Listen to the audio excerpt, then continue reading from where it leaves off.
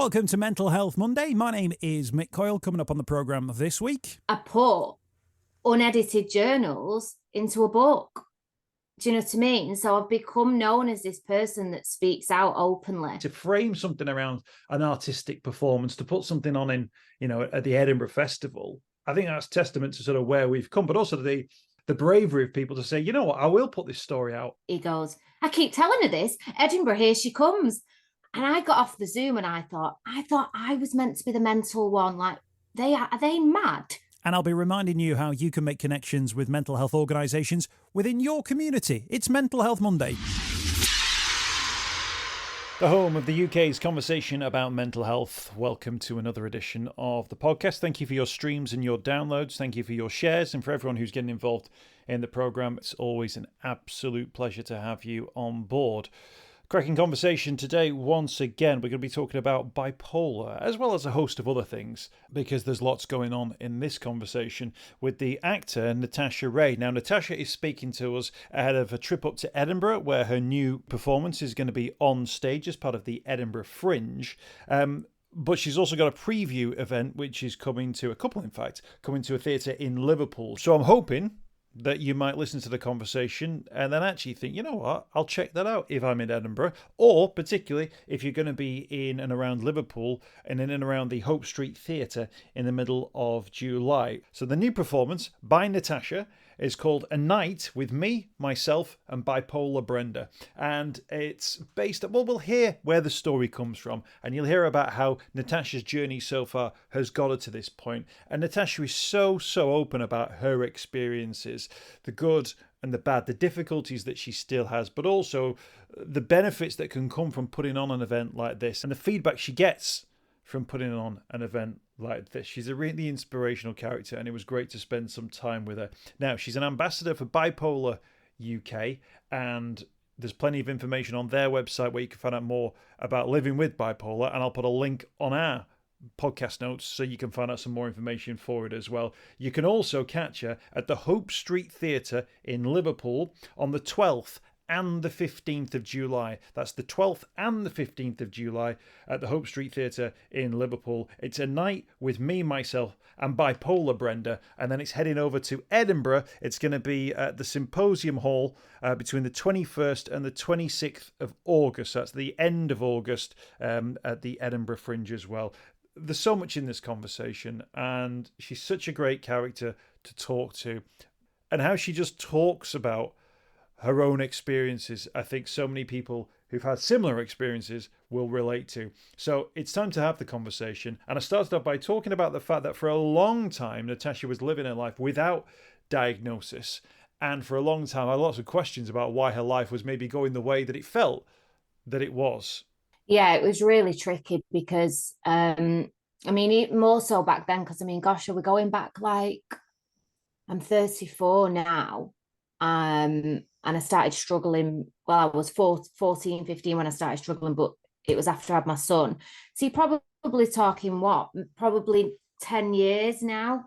And I'm sure you know yourself, 10 years ago, there wasn't podcasts about mental health. There wasn't people posting about, schizophrenia, bipolar disorder. There was nothing out there for me to even suggest that I had bipolar disorder. I'd heard of manic depressive because my grandma was a manic depressive, but I didn't link, I just didn't, it wasn't something that I thought.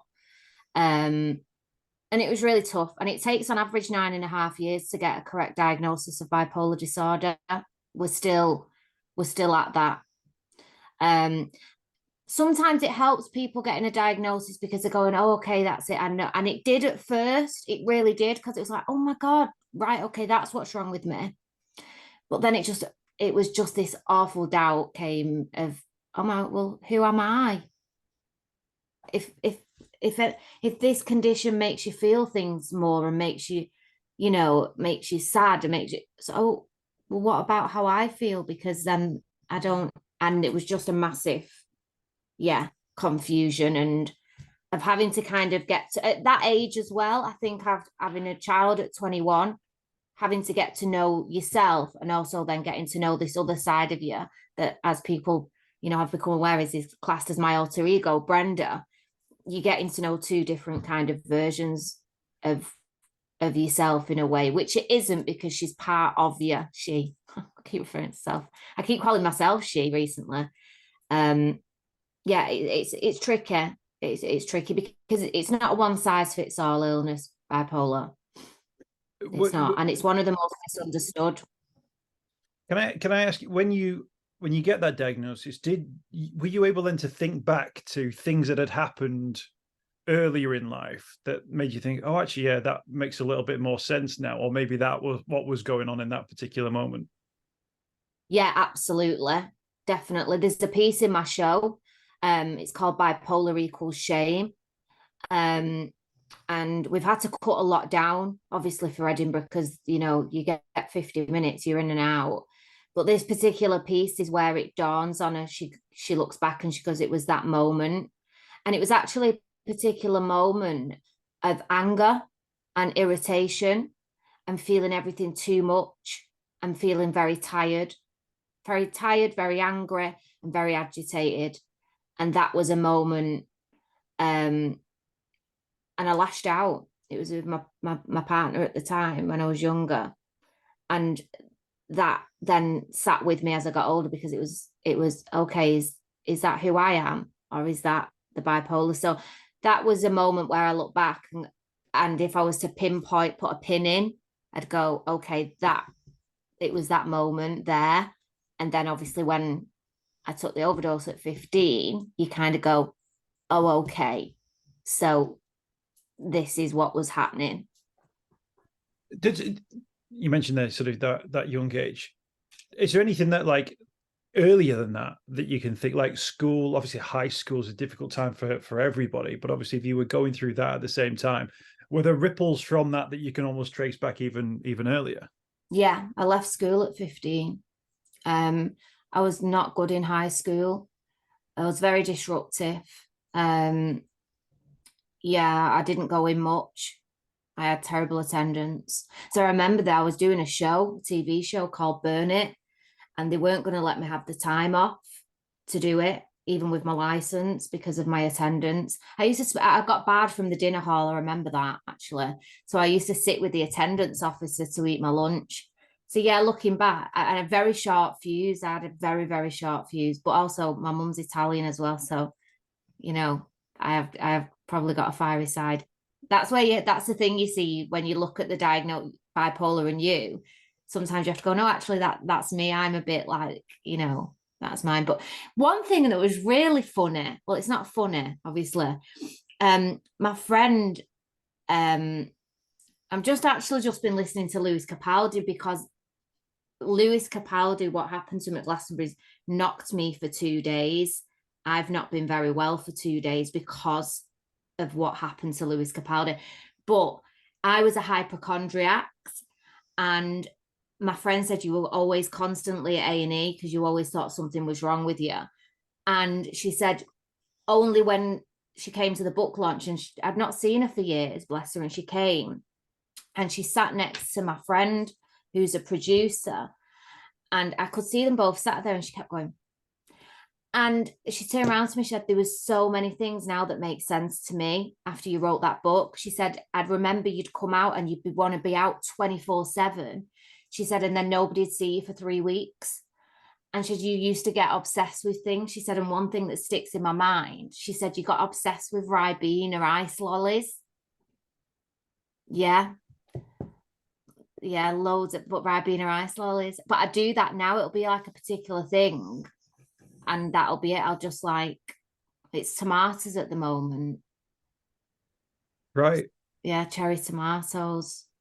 It's interesting that, isn't it? Because you then get those reflections, don't you, of people who knew you before, then obviously see you in this new space, if you like, and then kind of they join up the dots for themselves. But it's interesting there, the idea of you sitting in the hall with the truancy officer, because we talk about labels. You're the disruptive kid, bad behaved kid, won't show up for school. Do you know in high school where they have like a classroom there and a classroom there, and then the corridor?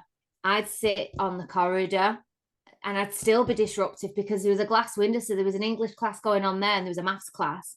And some of my friends were in that set and some of them were in that set. And I'm still being disruptive. So I think they kind of just thought, where do we put her? At that time, during that time, were you ever thinking, oh, what's going on here? Or how am I finding myself in this situation again? Or was it just like an in the moment type thing? It's such a difficult looking back, because when I was 14, it was when I did Burn It. And I was with somebody who was an actor, and he went into a really high profile show that kind of blew up overnight, and he'd never done anything before, and all of a sudden there was all these billboards everywhere, and he had a lot of pressure on him.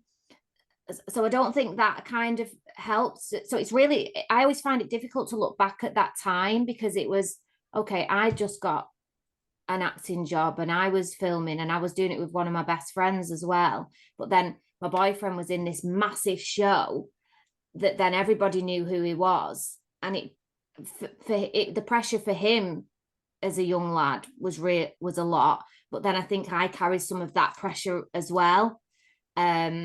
Yeah, which could all have, I probably now when I look back, I don't deal with stress very well. And people are probably, who know me, are listening to this and going, you've just produced and put a one-woman show together. And I get that, but I don't deal very well with everyday stuff. I find it really, really difficult. Really, still, That suicide attempt at that point, then, do you think that was a result of the build-up of all of those things? Because actually there is that element of, the TV work's going on, but at the same time you can't even get into your own school, or if you do, you've got to sit in the corridor outside. So you've got this sort of like, some people go, oh, Natasha's doing this TV stuff, that's great, but then equally you might be thinking, yeah, but all this other stuff's going on at the same time, plus these outside pressures are kicking. Is that where the build-up sort of kicked in? I mean, I suppose when you look at it, yeah. And I think obviously I've lived with it now for so long that I know when I'm getting ill. And I've had this conversation so many times recently that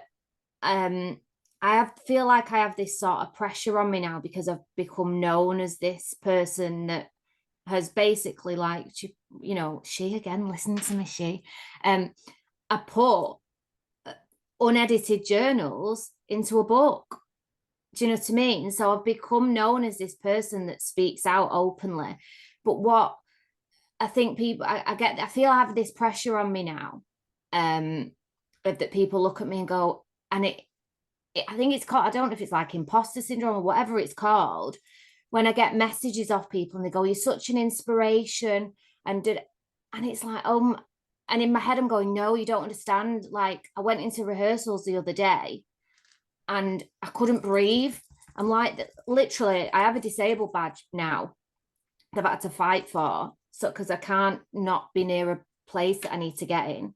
And I got into rehearsals and I'm like, and Jackie, who directs me, she was like, are you okay? And I was just like, can't do this, can't do that. And so yeah, I'm still living with it. I always think people think when you come out and you write these stories of mental health and suicide, and it's always, how you overcome it. And I'm constantly relapsing back into it and picking myself back. It's constant for me, The show, A Night with Me, Myself and Bipolar Brenda, we'll talk about where people can see it. But you mentioned that 10 years ago, there are no podcasts and no world in which that you can live. At what point did you think this story can live on a stage? At what point did you think? I didn't. I didn't. It was a producer and an agent that had an option on the book, and I lost it, and I was devastated. And it turned out to be one of the best things that ever happened to me. It's mad, that, isn't it? Like, a massive loss like that became one of the best things I would never have wrote. But she turned round, and I've not slept, and they're both, high up in their game. And she said, I don't know if you thought about it, but I think you should think about writing a one-woman show. And this was October 2020. Yeah. Okay. And she was like, I think with all the characters in your book, and I went, me write it? Yeah. And then the agent, he goes, I keep telling her this. Edinburgh, here she comes. And I got off the Zoom and I thought I was meant to be the mental one. Like, are they mad? This is what I'm thinking. I'm like, wow, they're not, I'm dyslexic. I can't write. I'm not a writer. And then I started writing scripts and I fell in love with it. And I lost my drama teacher and I went to Ibiza. I was in a really bad place. And I just decided there, I was like, I'm going to put this on as a one-woman show. And that was in the September 2000 last year. And then contacted Jackie. I said, would you be up for letting me use the studio and direct me? I had no idea what I was doing. I still don't. I've never worked in theatre before.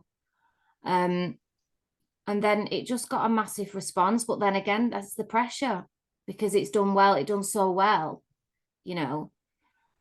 then, my mind's constantly like, oh God, so what it's just, my mind, honestly, it doesn't stop.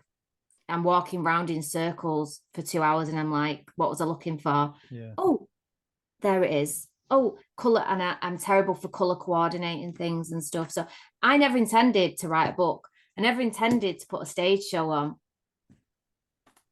But here we are. I think as I'm getting older, I've got 2 young kids myself now.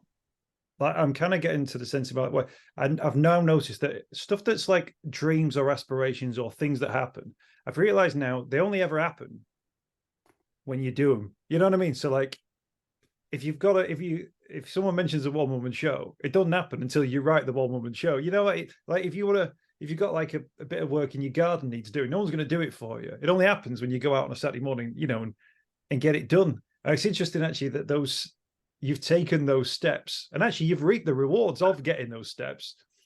But it sounds to me in your mind like there's part of your brain still playing almost like catch up with, oh God, how do we get to this point? Whereas actually you've been on that journey right from the start, haven't you?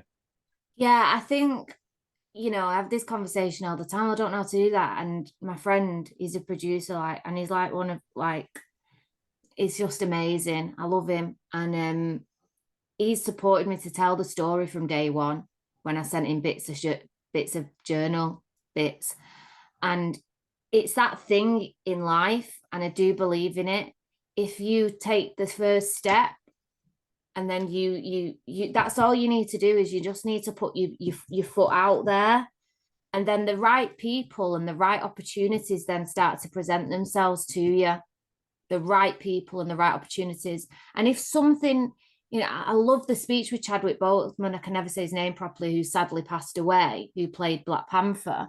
If anybody listens, to go on YouTube and listen to his speech, because it's so powerful. And he says, God will move away somebody that's blocking a door for you to go through it. And I think what is for you won't go past you. And also I think when you've been through something like what I have and what I'm still going through, I am not suffering like I am. And, I'm speaking to you now, and I've brushed my hair and whatever. But yesterday I was in absolute despair. I'm not going through that and not finding some light from it, because there's somebody else that's feeling the same way as I am. And I remember feeling like that 10 years ago, sitting in a wardrobe on my own with nobody and nothing to be able to find help. So I think you have to find a reason for what you're going through, because if you don't, it'll be so much more worse.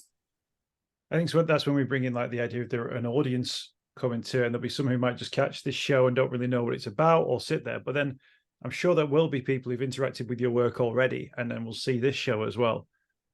And they'll go, wow, how did you do that? Like I could never, or even like, how have you even found the words to put that up on a stage? You're going to create with this show, I imagine, those moments that people would go, oh, right, I maybe now understand something of myself, or that's me, or I thought I was the only one. All of that sort of relatability. But that comes from you putting yourself out there and finding, an opportunity to to put on a show like this, I guess. The people that came, you know, there was a voice message that got sent to my friend. I don't know who the girl was. And she said, and she went, I've just got home. She went, oh my God. She went, I've never seen anything like it. She was like, it's the most real thing I've seen in such a long time. She was like, we were crying our eyes out. And then when she was talking about her son and her anxiety, you know, I get really bad anxiety and I feel like I'm dying. And this is what she's saying. And you had people coming out going, I'm not just going to start tweeting, be kind. I'm going to try and start to do better. I came out feeling inspired. I wanted to do more. I wanted to do better, not quite sure what but I wanted to do something better, you know? And I've always said, for me, with creativity, I've always said this, if you can I want to make entertaining stuff, obviously, but if you can make something creatively that can change opinions and also maybe make somebody feel better, then I think you're winning, aren't you? Do you know what I mean? Regardless of what applause or what credit you get, you know. But this is the thing with like putting, you know, a story of somebody with bipolar or putting bipolar on stage. Like the fact that it's going on stage as a thing shows how people are trying to find ways to express it or talk about it. And some people might find that the best thing for them is to, you know, go and see a TED talk on it, or like a, you know, a scientific explanation of it from, you know, people in suits and stuff like that. But it's so interesting. I always think within the mental health world that actually what we can also do is we can provide these platforms where you can talk about it in like a theatre environment with someone who's doing a performance on stage. So for someone, it might be the most educationally important thing they see. For other people, it might just be that thing they saw at the theatre. Yeah. I think that's one of those things which I think is one of the real benefits in this mental health world, that actually our pathways into it can actually be really quite diverse. And actually to frame something around an artistic performance, to put something on in, you know, at the Edinburgh Festival, but to have such an important issue at the heart of it, I think that's testament to sort of where we've come, but also to I'll use the word bravery. You don't have to, but the bravery of people to say, you know what, I will put this story out and I will put with tickets that people will have to buy to come and see, because actually there's value in that. And the treatment that I'm going to give it through performance will be worthy of standing on a stage and people hopefully standing up and applauding at the end. Well, they stood up at Oak Mill, and on the first night I backdoored it. I didn't know what to do. I got off. I thought, what they do, what's going on? And I just ran off. I ran off. Yeah, and like I say, there you go, there's the pressure, you know, and I've already been told, you know, they don't stand up in Edinburgh. But I'm not bothered, like, you know, audiences are unreliable, but you don't be, you know, you whether you stood on a stage telling it to 100 people or you're telling it to 3 people, sorry, that's my pug snoring. You give it the same, you know. Because I was going to ask you about that, because obviously you're doing a theatre show, you've done TV work as well. Corey, Emmerdale, people will know you from that. And is there something about that sort of live space? Because obviously it's very personal what you're putting out there as well, or your experience is very personal as well. Is there part of your brain which is kind of judging that immediate reaction? It must do, because that's how theatres work. But are you judging immediate reactions, or are you just thinking, I'm telling my story no matter who's there, if you like? Initially with Hope Mill, obviously I didn't know what I was doing, you know. I just wanted to just tell the story, and I worked really hard, and I became weirdly very calm as soon as I walked into the theatre.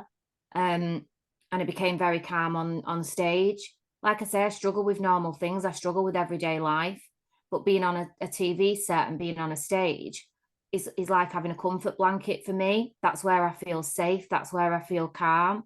And people would probably go, you've got social anxiety and you can't go in Tesco on your own, but you can stand on a stage on your own.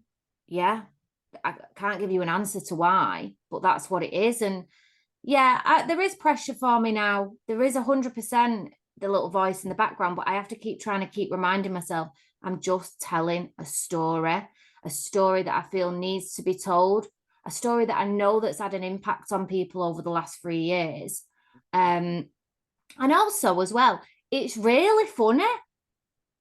Do you know what I mean? Like, people, I won't swear, but people was like full on howling, laughing. Do you know what I mean? Like, I'm talking about serious mental health problems, but you know, that's how I deal with it. You know, I have to make, you know, thinking in Tesco, you know, what are you going to do? Live your life for the next 15 years, not making a bit of lightheartedness about it, because if I didn't, I'd probably be even worse. So yeah, it's really funny, and I think people wouldn't expect to see a show about, you know, she again, have you heard me? She's talking about suicide and addictions and losing complete control of reality, thinking, you know, she's Tinkerbell.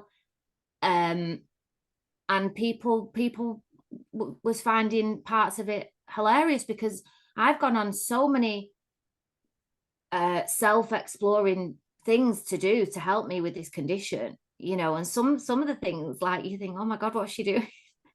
You know, I wonder, part of that, the humor, I think, is humor's a good gateway, isn't it? Because if someone's telling you something about themselves and you're thinking, God, this is all new to me, or this is like how do I react to this?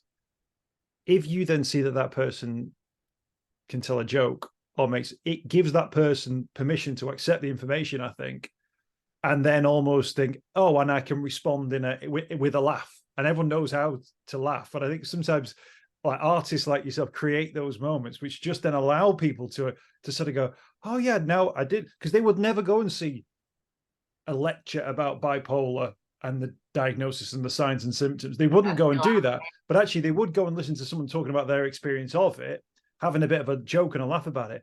That would sink in much more than any sort of cold, like, it sounds like I'm slagging off lecturers here, but like something like that would go down and sink in and resonate with so many more people, because then it is real. It's worth me asking about, at this point, who is Brenda?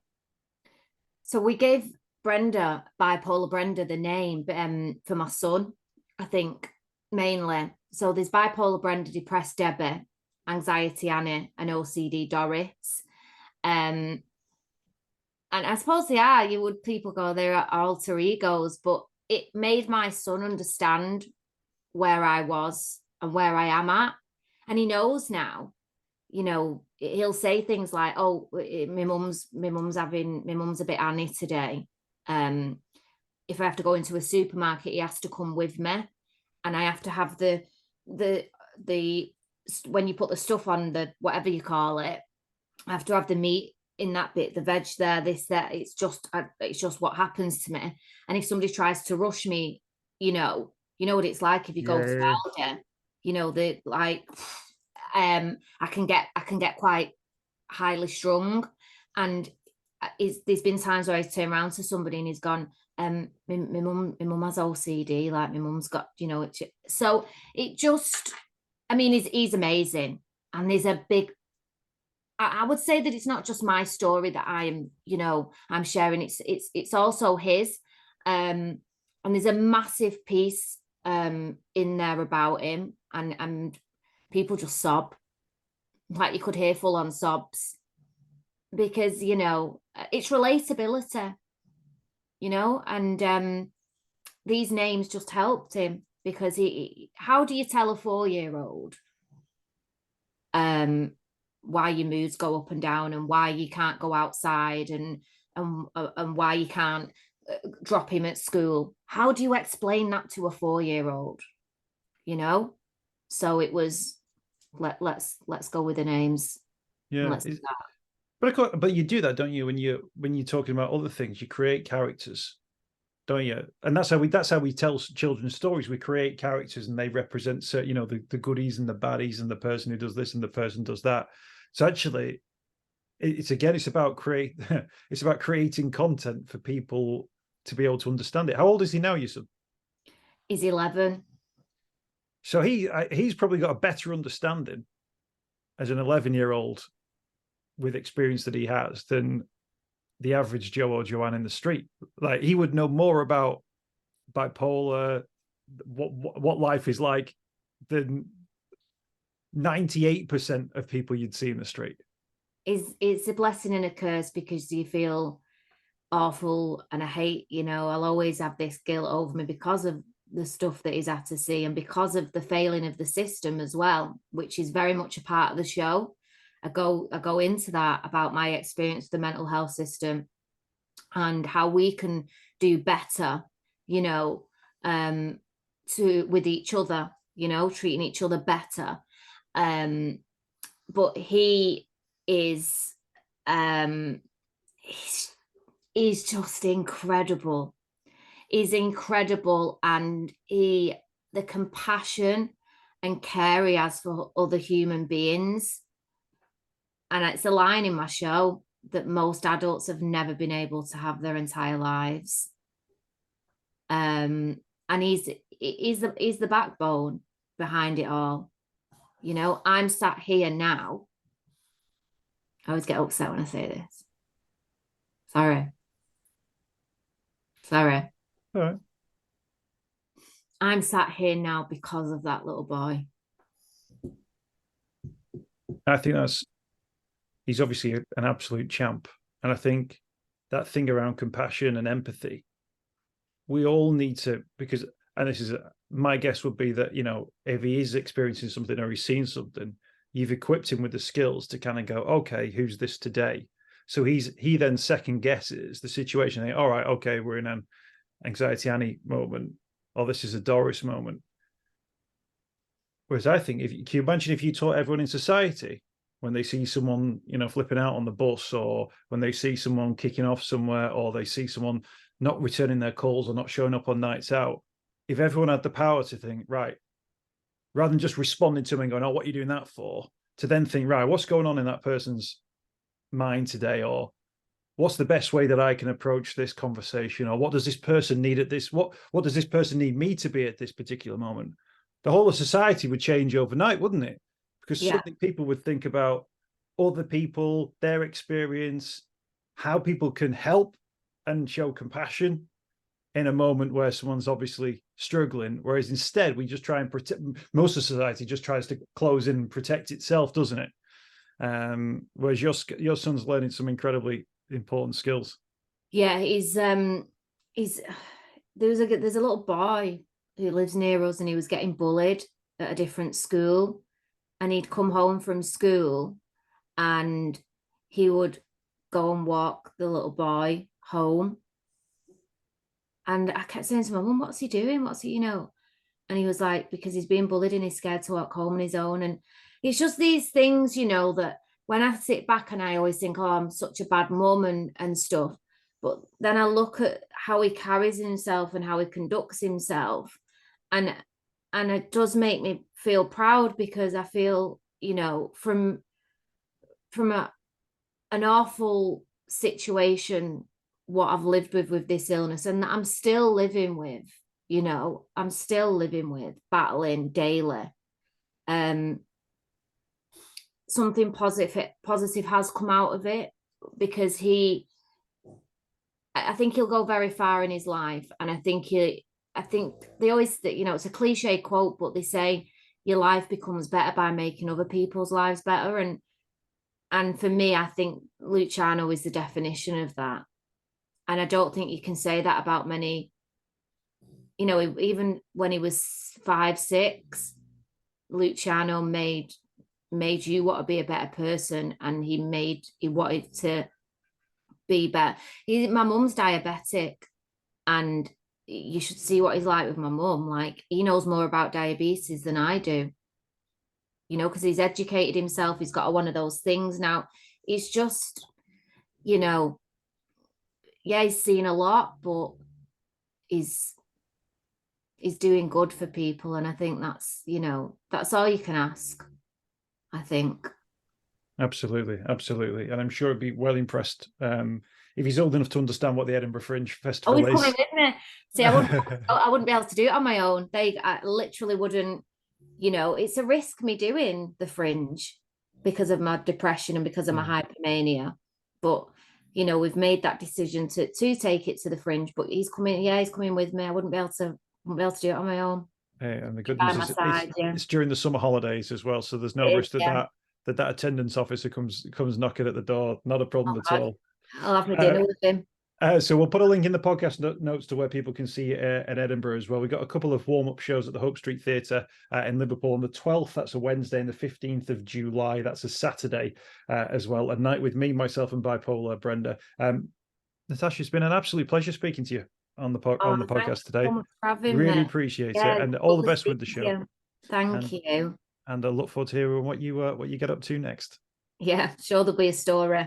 I hope you've enjoyed this week's podcast. Thanks for checking out Mental Health Monday. My name is Mick Coyle. You can find me on Twitter at Mr. Mick Coyle. You can also find me, Mick Coyle, on Facebook as well. Don't forget, if you want to speak to somebody about your mental health, you can do so. The Samaritans, free to call on 116 123. You can find mental health services where you are. Just look for the Hub of Hope. Type in your postcode. It'll find those mental health services close to you. And for support in a crisis, you can text SHOUT to 85258. That's if you're experiencing a personal crisis, you're unable to cope and need support.